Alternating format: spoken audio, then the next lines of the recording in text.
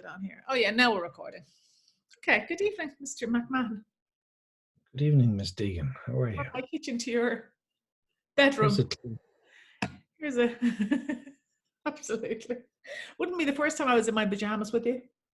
But this time you have them on. But that's another story. So yes, so as you know, I'm doing this thing for my kitchen, DDPK, which is Debbie Deegan's Pink Kitchen. So I was having the fabulous people in my life, some of them. Why I ended up with you, I'll never know. I just thought it's good to talk in this shit time that we're living in at the moment, because we're all, you know, I think everybody's kind of slightly all over the place. I was a bit worn out with people telling us, well, stick to a schedule and do this and do that and be kind to people. Like, I'm not sure who needs to be told to be kind to people, really. A mature adult person should know that without being told, but we're listening to the same rhetoric all the time on the radio. So I just kind of thought I would do a cheerful, chatty, I wasn't going to in anything, because when you can't go into in depth, because I've only got about 16 or 17 minutes, or you can't post it successfully on the Instagrams. So I've been sharing stories for the last kind of 2 or 3 weeks, absolutely random people that have come in and out of my life at different stages. And there's probably a thread of my lovely charity in there somewhere that I'm involved in, because I know most of the people for that reason. So by way of introduction for you, because people are usually crap at introducing themselves. They don't like to brag about who they were, what they were. So it's easier for me to say this fabulous person was. So obviously you are a filmmaker, an award-winning filmmaker. Patrick's Day, more recently, The Prize Fighter, which we all watched on, was it TV3? It was on, or Virgin, am I right? And before that, it was the original one, Casanova. What is it? What was the Casanova one? Terry, tell me. One of the most beloved films ever made, Charlie Casanova. Charlie Casanova. And then Patrick's Day was the other one that I watched recently. And you are a gifted filmmaker, I have to say. And because of that, you and I ended up speaking at an inspirational day, I think last year at IBM. And that I fell in love with you that day. We can say that. We can say that because there's nobody listening. Yeah. And then it only took me a year to convince you to get on a flight with me and fly across the world to Russia. So that's our history. Bullshit. It took you about 3 seconds. That's probably true. You contacted me and you said, we're going to Russia, end the conversation. And I said, yeah. That was it. You never said yes to anybody like that in your entire life. You're far too difficult. So that's to make a long story short. So, and in the meantime, then you're obviously a very big presence on Facebook. You're very anti-establishment, very difficult. You're very argumentative, exceptionally argumentative. In fact, I wonder at times, do you just love arguing?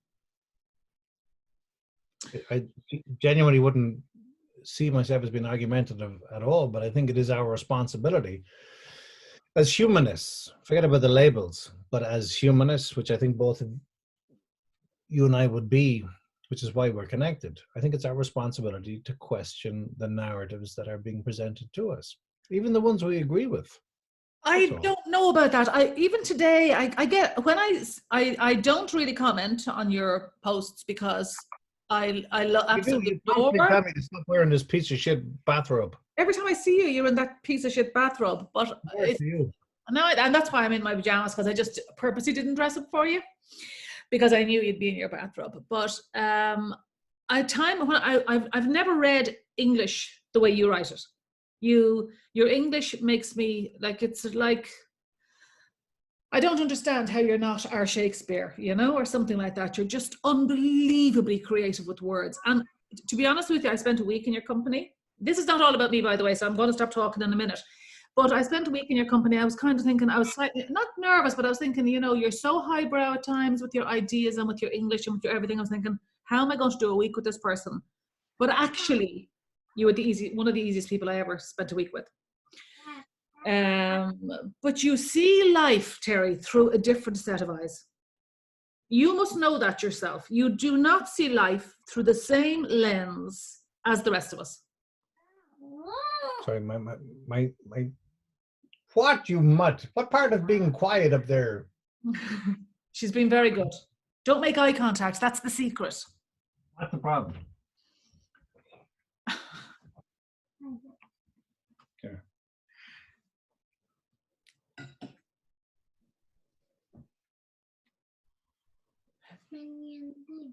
Minion. Here you go. Go on. Quick, fast.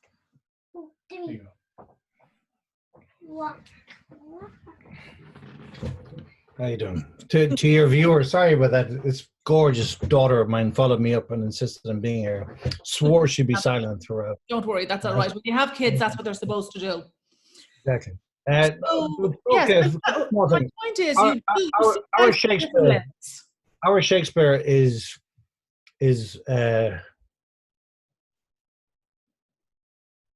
we've had our Shakespeare. We've had Tom Murphy. We lived in the world at the same time as Tom Murphy. Tom Murphy was our Shakespeare. He died very, very recently. We have our modern great writers. Marco Rowe will be one of our great writers.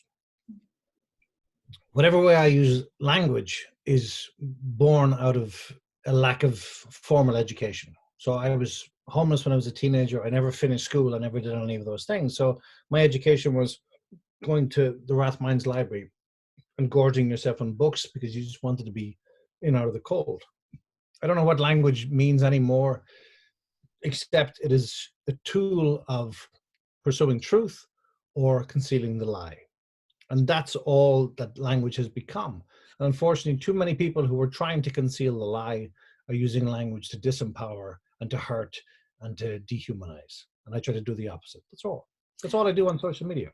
You see, don't say that that's all, because it's not that's all. I mean, at times when I read some of your stuff, it makes me drool. It makes me envious that I can't write like that. At times I want to slap you for what you say. And I want to argue so savagely with some of the things you say that I just say nothing, which is most unlike me, because most of the time I will try and get in for a bun fight, but I just avoid, because at times I don't approve at all of what you say. But I'm not going, and that's, we live in a world of free speech. So that's entirely, it's up to me whether I stay in your world. All right, Debbie, just to clarify, I don't think we exist in a world of free speech. I don't think there's anything free about speech at all. I think free speech should have consequence, and speech should come with a price.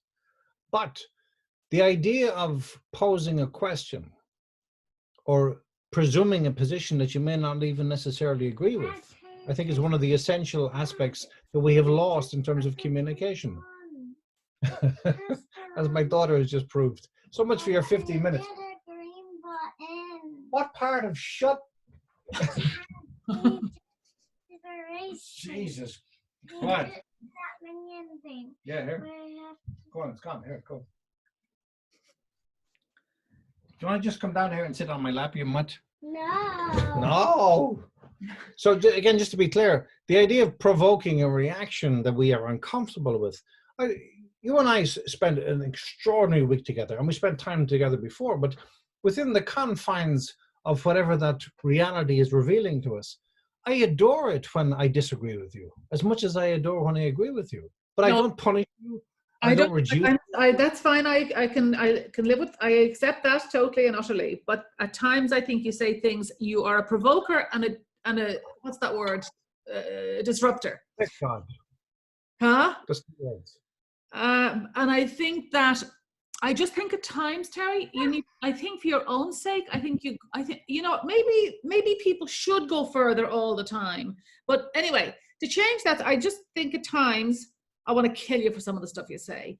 And I think what surprised me was when I was with you for so morning, noon, and night as we were. You're so soft. You're an unbelievable daddy. You're obsessed with your beautiful 5 children that you go on about morning, noon, and night.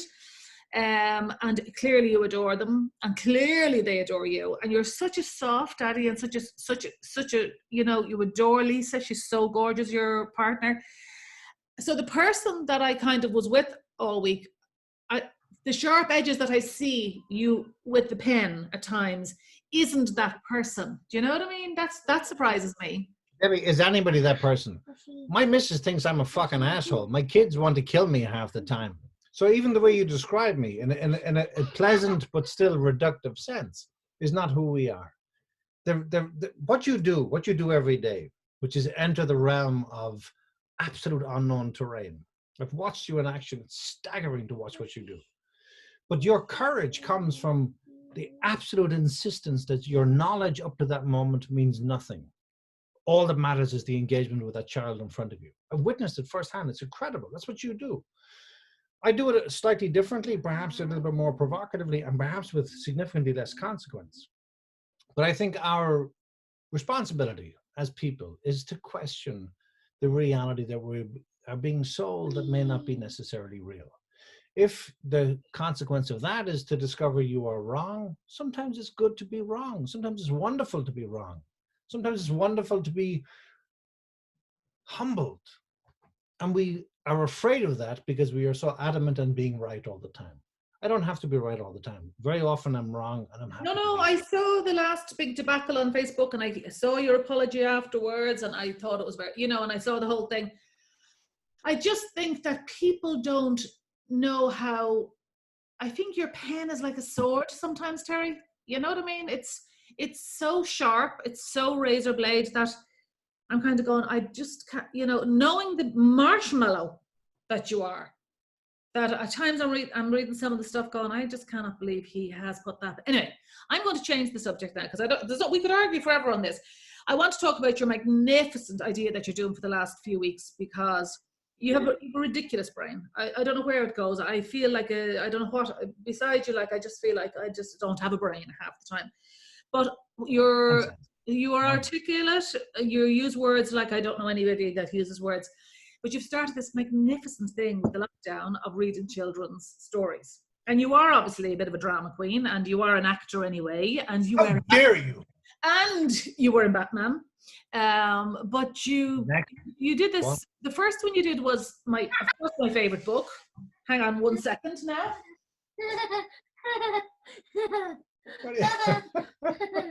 So my daughter. This is one of my, and so when I saw you reading, I mean, Dr. Seuss, All the Places You'll Go, it is the most magnificent book. One of them. There's many, and then you came out with the Selfish Giant, Oscar Wilde. So you're going to have to do this more and more because you have the drama. People love that kind of thing for their children at nighttime or in the car when the kids are going to sleep. You've got to develop this idea. I'm going to be your agent. I'm going to be on 10%. But seriously, you have the voice, the drama. You've totally got the drama down. You're so articulate about the stories. And because you have drama in one sentence. What? It's not about drama. It's about doing something that's not determined by cash. It's not determined by commission, not determined by some cultural body hiding behind their lies. It's about literally using all you have, which is your phone in front of you and the words written by some great author. That's all it's about. And that was a simple idea. I did it for that noisy, crazy mutt up there, my daughter. Yeah. And then I was asked to do another one. And there's a remarkable reaction to it. But it's about the idea of going, maybe we should all tell stories to each other. Using the technology and the limitations that are happening during COVID, maybe we should tell stories to each other. So it's not about drama or the presentation of self or a scam or a con or a progress towards some kind of lucrative idea. It's where you go, let's fucking tell stories. And I mean, it was pure raw. Like I saw how raw it was. You were, you didn't look like you put your makeup on to do it. You were looking directly into your phone and you totally looked unprepared actually. But anyway, I think it's magnificent. I don't know that we have a kind of a person here. We used to have Pat Inglesby back in the day, who's a neighbor of mine who I adore. And that's one of the greatest Irish human beings to ever exist. Absolutely. And he is absolutely a legend and not realized to be one, but he was to go to the Mater Hospital this morning. We were going to go to the Mater this morning at 9 o'clock to get injections in his eye because he's losing the sight in one of his eyes. But anyway, he decided, because he's been locked down for 4 weeks, that he just wouldn't take the risk of going to the Mater this morning. But he just lives up the road and I cook for him a little bit. And he's just... Sorry, I'm sorry for stopping you, but just if any of your viewers don't know who Pat Inglesby is, please do yourself a massive favor and seek out his work. He's a genius. Go on. He has multiple books, and his poetry is absolutely just beautiful. But when I think about my childhood, I kind of think of Pat and the hat and the whole warmth of Pat around children. And when I saw you reading the story into your phone, I was thinking, we really haven't got somebody who does that really fabulous, you know, connection with children. Now, I know your other world is very adult. Your films are extremely dark and all that, which they are. But anyway, I just think you should seriously consider, because I think it's very powerful.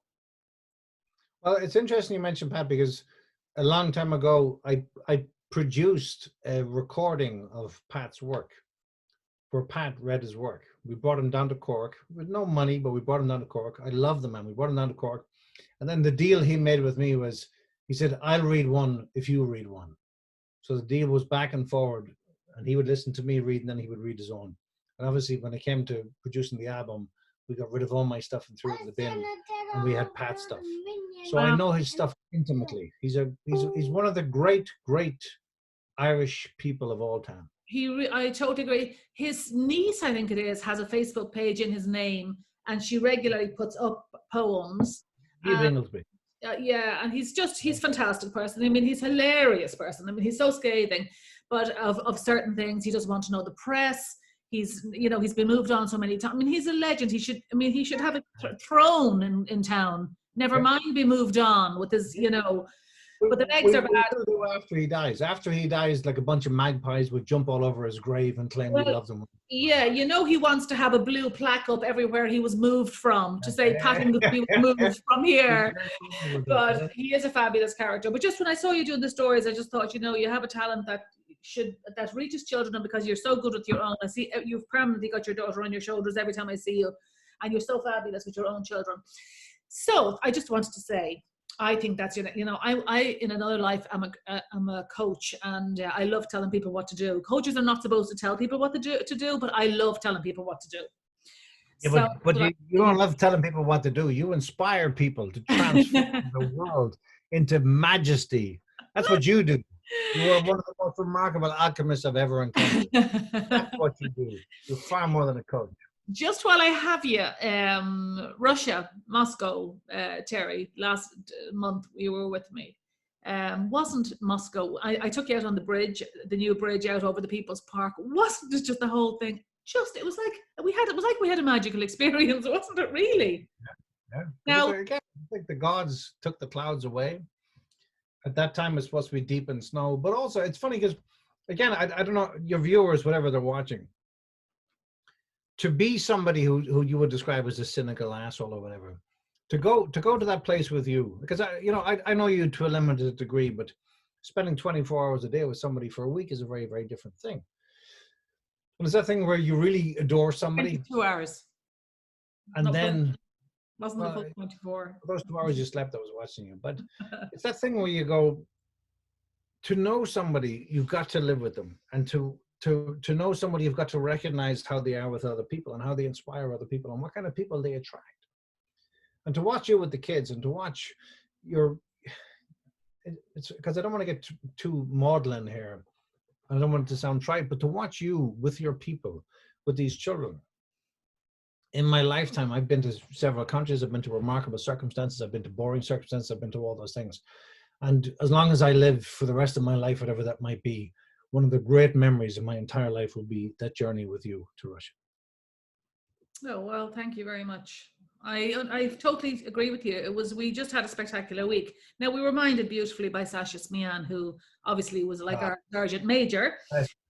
My daughter.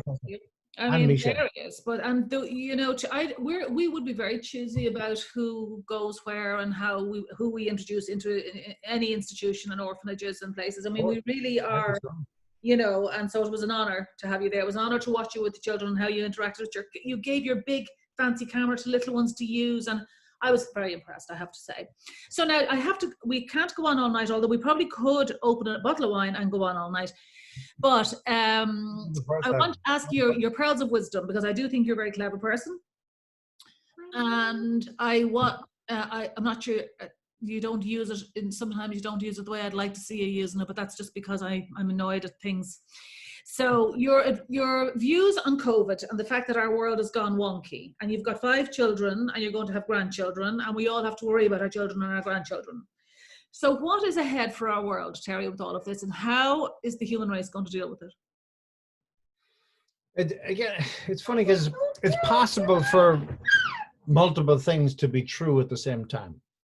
So it's possible that COVID is a deeply dangerous, damaging virus, and for that to be absolutely true.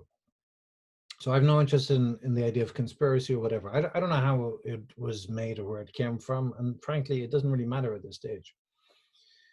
So there's nobody doubting that that's real, but also it's also imperative that we recognize that there are magpies out there, vultures out there, who are exploiting this for their own gain. And we see that manifested in our government. We've been told multiple lies on multiple occasions. It's shocking, frankly. It's very obvious when you talk to a nurse or talk to somebody in the front line versus when you talk to a politician, that those two worlds bear no relation to each other whatsoever. And I've had firsthand experience of this with the homeless figures, dealing with a minister for housing who was a corrupt, who's now been celebrated and promoted. These people are question.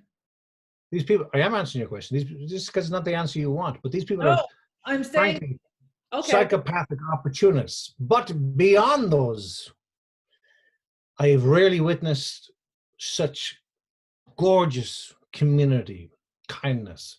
I've rarely witnessed such incredible conversations.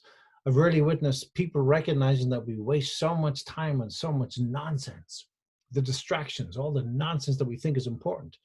And my hope is, perhaps naively, that the consequence of all of this will be we recognize the horseshit for what it is, and we embrace and yearn for the humanity that we need. And I see that again and again, and that's everything that I'm focused on, and that's everything that, as a consequence of this, I've fallen in love again with the idea of what it means to expose the facade and the shallow lie and embrace the gorgeous depth of truth. Okay, well, it's hard to. I mean, I should absolutely finish on that note. Are we going to survive as a race of people, do you think? Of course we are. You don't think we're going to dive back into what was normal? What was our normal? Because it was never normal anyway. The idea of, firstly, people have a sense of their mortality that they haven't had in a long, long time. That's very true. And there's tragedy beyond measure happening, but there is also the recognition that why am I existing in a realm where I am clocking in and clocking out to someone else's bullshit tune, when perhaps, just perhaps, my life might have meaning beyond its birthmark and its burial mark.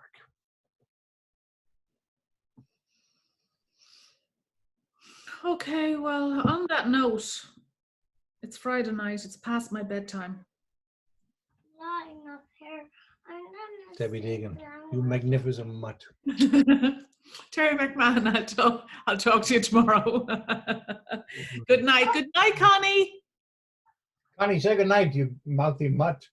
Good night. Nighty night. Good girl. Good night. See you, See ya. Terry. Thank you. All right, baby. Wait, are we still staying?